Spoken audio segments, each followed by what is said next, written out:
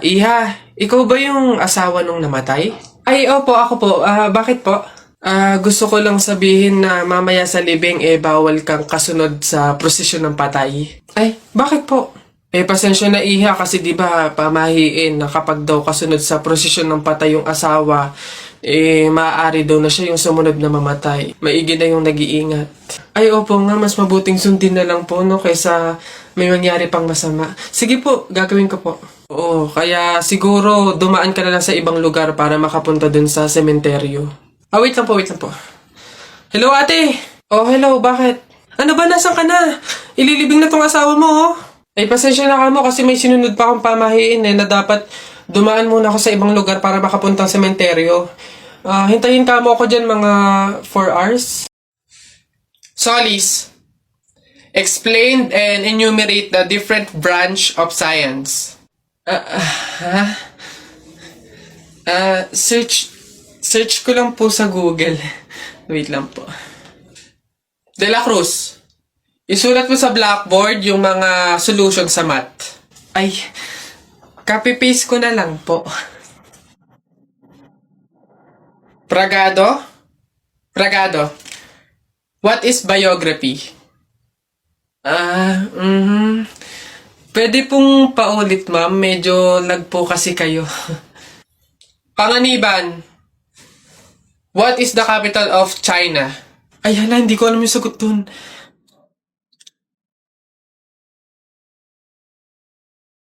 Huh? Ma'am, sira po yung audio niya. Huh? Ayos? Excuse me. May tatanong lang sana ako. Ay, sige po. Ano po yun? Kaibigan kasi ako nung namatay. Ililibing na, di ba? Napansin ko kasi wala yung taga-sigaw. Wala ba kayong nilagay? Ay, bakit po kailangan ng taga-sigaw?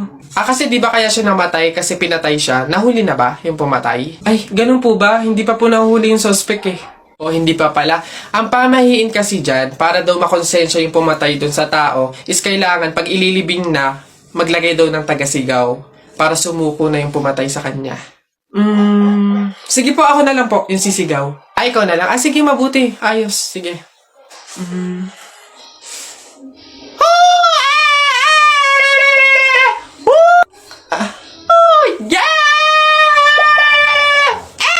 Tara, buhatin na natin yung kabaong.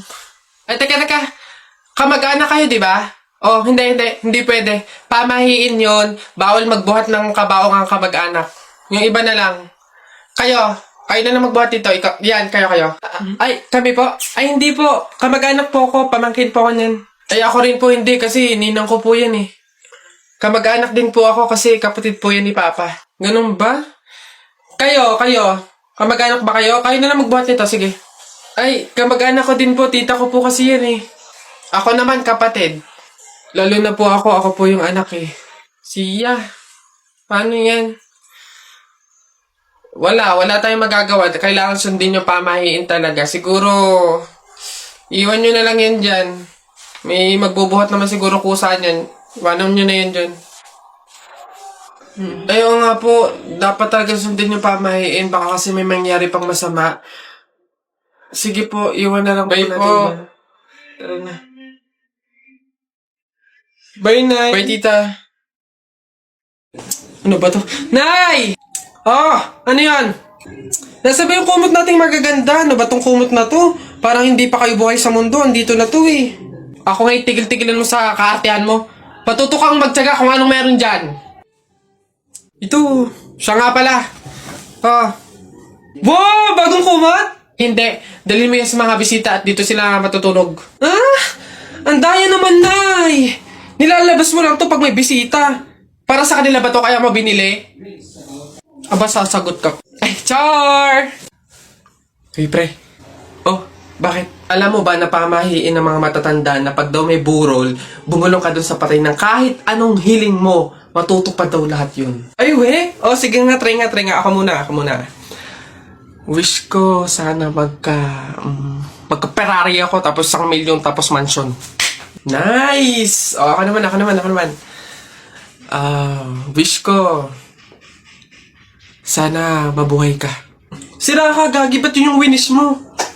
Hindi naman kasi totoo yan. Nagpauto ka na naman, paniwala ka na naman. Oh, bitan mo yun! Bitan mo! Pineapple juice na may snowbird! Kasi hindi ko pa naman siya na-try. Kala nyo, hindi ko alam yung ibig sabihin ng pineapple juice with snowbird, ah. Sabi sa inyo eh.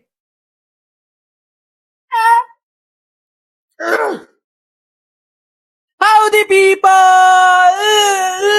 Na-miss ko kayo!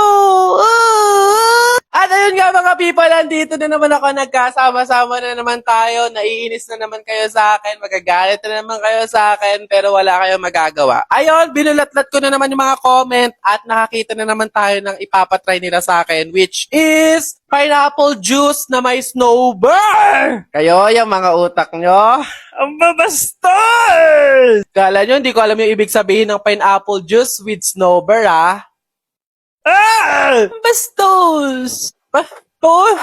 Well, actually, hindi ko pa din naman nakukuha kung anong meron, kung anong issue dun sa pineapple juice with snowbird candy. Kasi hindi ko pa naman siya na-try. Yellow! Okay na boy pa din yung ating baso with stainless straw. And yung ating bida for today na pineapple juice. And snowbird. Nung binili to, nagtaka yung tindera, bakit ka bumibili ng ganyan? Siguro ano siya, maanghang or like malamig. May yellow na nga, tapos may menthol pang candy. So feeling ko malamig siya sa bibig. First, pineapple juice. Try natin kung makakapag-ASMR. Yan. Yellow! Yan, mas masarap maraming yellow. Bago maburara, titikman muna uli natin para syempre, hindi sayang. Okay, last, yung ating snowbird. Ayan. Nakikita niyo yung mga snowbird sa loob. Ayun. It's like, ew! Moment of truth, taste test! Told ya! Pero ba't parang lalo siyang umasim? Sabi sa inyo eh. Iba yung pagkalamig niya. Alam mo talagang nilagyan ng mentol. Wala, gano'n. Gano'n talaga yung lasa niya. Nag-mentol yung lasa niya. Mas umasim siya. Di ba tinikman ko kanina ang sarap nung wala pang snowbird, pero nung nalagyan ko ang asim niya dahil hindi ko alam mo bakit. Nakapag-pineapple juice na ako with snowbird, so ready na ako sa talpakan. PM na lang. Carry pa din naman siya inumin. Try nyo na din!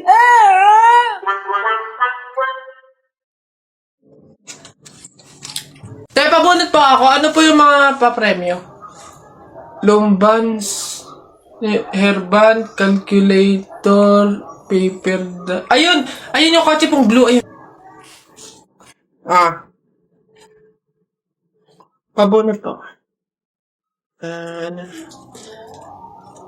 Ano? Tagal! Ito. 127 po. Ito po. Wala. 21 po. Meron? Wala ulit. Ba't wala pa rin? 1. Gusto ko yung laruan na yun eh. 1 pa 1. Wala. Wala pa rin. Ubus na pera ko ah. 85 po. 85. Huwag ka na umasa. Wala. Wala pa rin. Ang daya naman yan. Ang daya. Wala madaya dyan. Sadyang bulok ka lang. Umuwi ka na. Ito, last one ha. 42 po. Meron? Wala. Ano ba yan? Wala na akong pera. Daya naman yan. Huwag na nga. Pre, patay ako. Oh, bakit? Bagsak ako sa lahat ng exam. As in, lahat ng subject ka, bagsak ako. Paano nangyari yun? Ginawa mo ba yung sinabi kong pamahiin sa'yo na kapag may exam, maglagay ka ng libro sa ilalim ng unan bago matulog? Yun nga ginawa ko naman yung sinabi mong pamahiin eh. Kaso, ewan ko ba't hindi gumana? O, yun naman pala eh. Nakalimutan mo pa rin yung review mo? Ay, kailangan ba mag-review? Ay, naku naman. Naglalagay ng libro sa ilalim ng unan bago matulog kapag may exam para hindi makalimutan yung ni-review. Kaya pala hindi gumana. Akala ko maglalagay ng libro sa ilalim ng unan bago matulog para para magkasagot yung exam. Yung pala kailangan mag-review. Ay, Bona ka! Hoy, nak, gumising ka. Ma, bakit? May dadaan na karon ng patay mamaya. Pamahiin na dapat daw walang tulog, dapat gising kapag may dadaan na karon ng patay. Kasi baka daw isama ka nung namatay. Sige ka. Makakauwi ko lang. Antok na ako. Nag-duty ako kagabi. Papaniwala sa mga pamahiin na yan.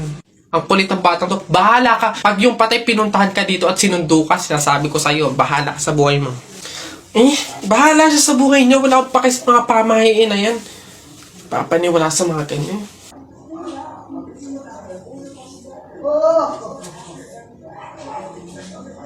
Ma, di ba sinabi? Sino ka? Ikaw yung patay dun sa kabilang kanto? Ay, ikaw yung karo ng patay na dumaan kanina. Gising ako nun. Oo, nung dumaan ka kanina. Joke lang yung kanina kung narinig mo. Joke lang yun. Gising ako nun. Ayoko! Joke lang yun! Ayoko! Gusto ka mabuhay, wag. Anak! Joshua! Oh, Nay. Magsilab ka nga doon sa harapan. Ha? Bakit naman? Di ba't kakalibing lang ng lolo mo? Pamahiin yon. Kailangan magsiga para makapunta agad sa langit yung lolo mo. Ganun ba? Sige. Mga pamahiin na yan. Wala naman akong Nay! Wala akong masigang kahit anong basura dito. Ano ba yan? Bilisan mo, Joshua. Napakasimpleng bagay, hindi mo magawa, ha? Kahit ano, sigaan mo. Bilisan mo! Kahit ano. Bilis! Ba't natakbo? Nako! Aling Lourdes! Yung anak niyo po, sinunog yung bayan! Diyos ko po! Ala! Tinamaan kang magaling na bata ka! Ba't sila nagtatakbo ba? Oo naman ang mga yun. Pamahiin, di ba? Kaya nga sundin yun. Oo naman mga to.